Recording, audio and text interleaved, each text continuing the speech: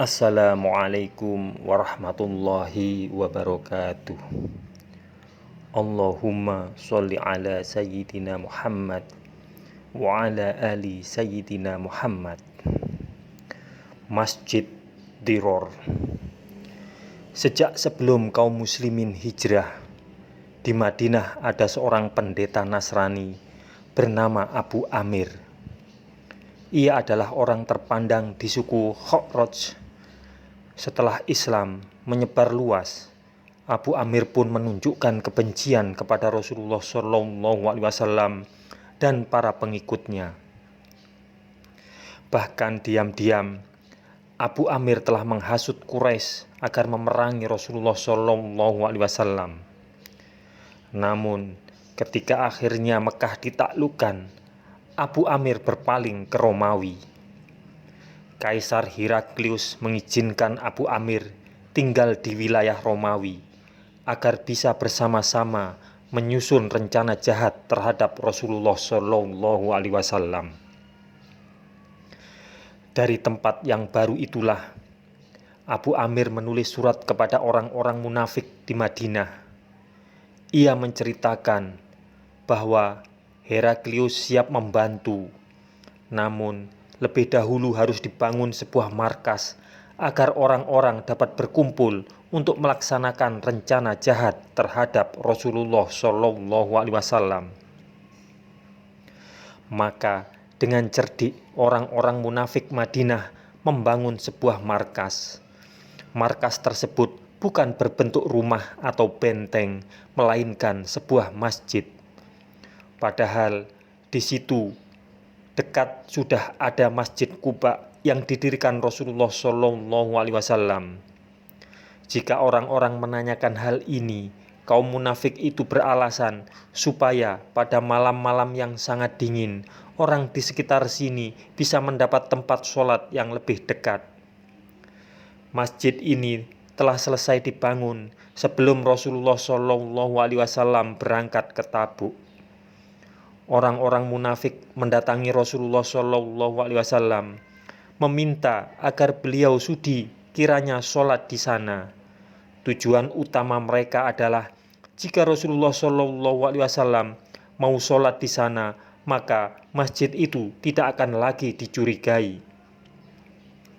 Namun ketika itu Rasulullah SAW bersabda, "Kami sekarang mau berangkat. Insya Allah nanti setelah pulang."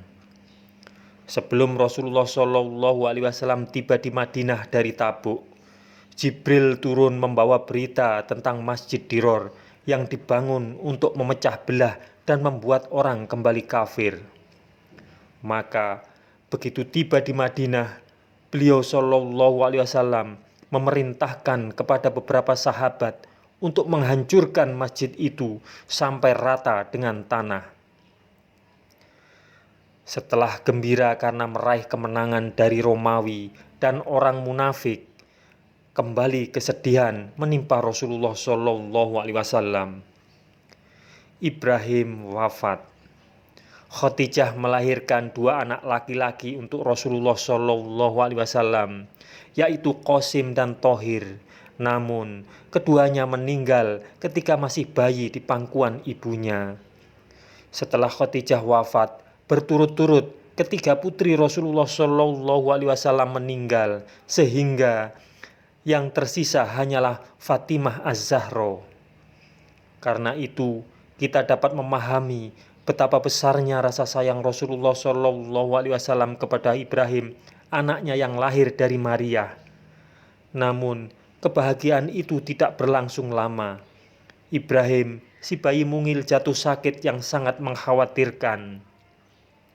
Tatkala ajal Ibrahim sudah dekat, Rasulullah SAW diberitahu.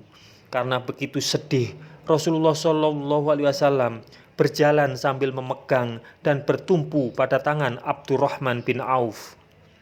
Rasulullah SAW mengambil bayi itu dari pangkuan ibunya ke pangkuannya sendiri.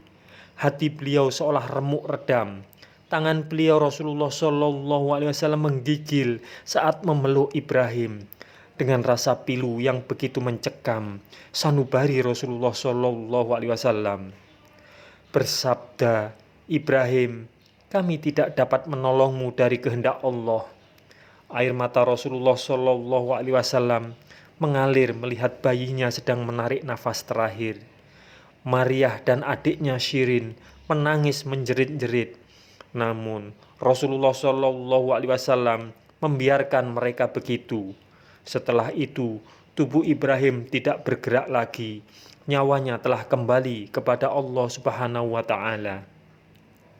Rasulullah Shallallahu Alaihi Wasallam bersabda, "Oh Ibrahim, kalau bukan karena soal kenyataan dan janji yang tidak dapat dibantah lagi, bahwa kami akan segera menyusul orang yang mendahului kami, tentu kesedihan kami akan lebih daripada ini." Beliau Shallallahu Alaihi Wasallam diam sejenak, kemudian bersabda lagi, "Air mata boleh bercucuran, hati dapat merasa duka, tapi kami hanya dapat berkata apa yang telah menjadi kehendak Allah, dan bahwa kami sungguh sedih terhadapmu, wahai Ibrahim." Beliau Shallallahu Alaihi Wasallam memandang Maryah dan Shirin dengan penuh kasih. Beliau meminta keduanya lebih tenang dan berkata, ia akan mendapatkan inang pengasuh dari surga. Pada saat itu, terjadilah gerhana matahari.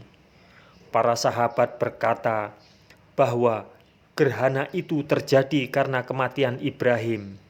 Namun, Rasulullah Shallallahu Alaihi Wasallam bersabda, matahari dan bulan adalah tanda kebesaran Allah yang tidak akan terjadi karena kematian atau kehidupan seseorang.